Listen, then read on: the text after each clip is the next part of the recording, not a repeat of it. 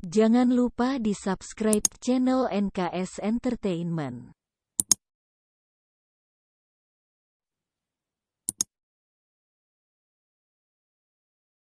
Assalamualaikum warahmatullahi wabarakatuh. Perkenalkan, nama saya Nel Khairisoba dengan NIM 2020-33136. Di sini saya akan membuat vlog yang kedua tentang sumber belajar.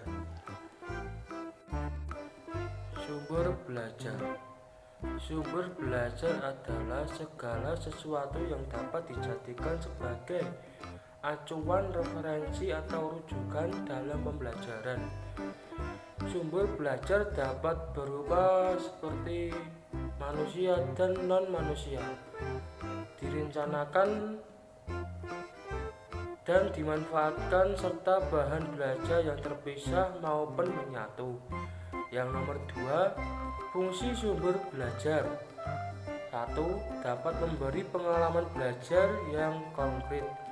Yang kedua, memungkinkan suatu yang tidak bisa diadakan atau dikunjungi dilihat secara langsung.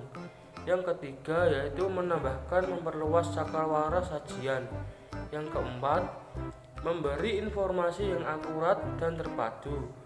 Yang nomor 3, kegunaan sumber belajar adalah 1. Untuk memberikan pengalaman belajar secara tidak langsung dan non konkret kepada siswa. Yang kedua, menyajikan suatu yang tidak mungkin dikunjungi atau diadakan atau dilihat secara langsung dan konkret.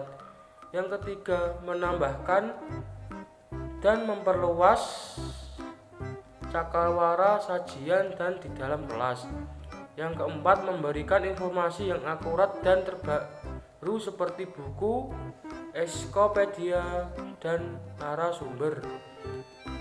Memberikan motivasi sebagai positif lebih bila dirancang penggunaannya secara tepat. Yang ke-6, merangsang untuk berpikir, bersikap, dan berkembang lebih lanjut, seperti secara bacaan atau film dan lain, mengandung gaya pengajaran, mampu membuat siswa sebagai terangsang untuk berpikir, menganalisa, sebagai berkembang lebih lanjut. Apa itu jenis-jenis sumber belajar? 1. Yaitu pesan. Pesan merupakan sebuah belajar yang meliputi pesan formal, yaitu pesan yang dikeluarkan oleh lembaga resmi seperti pemerintah, atau pesan yang disampaikan guru atau situasi pembelajaran. Yang nomor 2 yaitu orang. Semua orang dapat dasarnya alas berpesan sebagai sumber belajar, namun secara umum dapat dibagi dua kelompok. Pertama yaitu orang didesain khusus sebagai sumber belajar utamanya, yang dididik secara profesional untuk mengajar seperti guru, konselor, instruksi, atau widyaswira, termasuk kepala sekolah, laboratorium dan teknis sumber belajar atau pustakawan dan lain-lain. Yang ketiga, bahan merupakan suatu formal yang digunakan untuk menyimpan pesan pembelajaran seperti buku paket, buku teks, dan program video, film, atau OHT.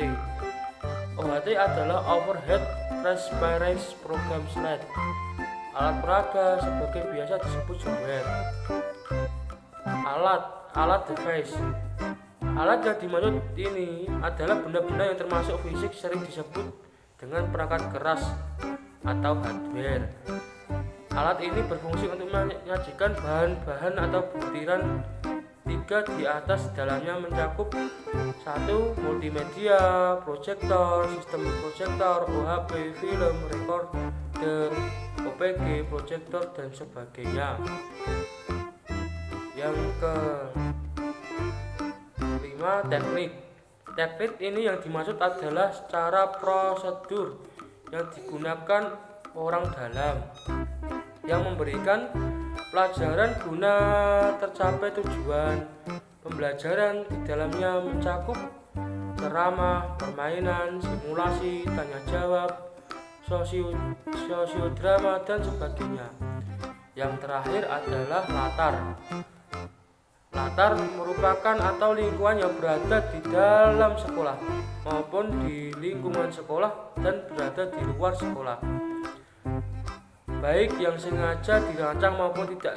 Khusus disiapkan untuk pembelajaran, termasuk di dalam adalah pengaturan ruang percahayaan, ruang kelas, perpustakaan, laboratorium, tempat doorskop atau halaman sekolah, kebun sekolah, lapangan sekolah, dan berbagai sumber belajar yang diuraikan di atas merupakan komponen-komponen yang dimanfaatkan untuk pembelajaran. Yang nomor 5, contoh jenis-jenis sumber belajar, yaitu sumber belajar atau tercetak buku seperti majalah, brosur, dan koran. Sumber belajar non cetak adalah film dan video. Sumber belajar yang berbentuk fasilitas termasuk perpustakaan dan ruang belajar atau belajar studio, lapangan olahraga, dan lain-lain. Kriteria memilih sumber belajar. 1. Sumber belajar dapat memotivasi peserta didik dalam belajar. Yang kedua, sumber belajar untuk tujuan belajar mengajar berdasarkan dipilih sebaiknya mendukung kegiatan belajar mengajar yang dilaksanakan. Yang ketiga, sumber belajar untuk penelitian. Maksud sumber belajar yang dipilih hendaknya dapat diobservasi, dianalisis, dicatat secara teliti, dan sebagainya. Strategi sumber belajar adalah menggunakan video pelajaran YouTube. Yang kedua, optimalkan situs penyediaan pembelajaran daring. Yang ketiga, manfaatkan platform yang direkomendasikan pemerintah. Sekian, terima kasih. Apabila ada kesalahan dalam pengucapan dimohon dimaafkan. Assalamualaikum warahmatullahi wabarakatuh.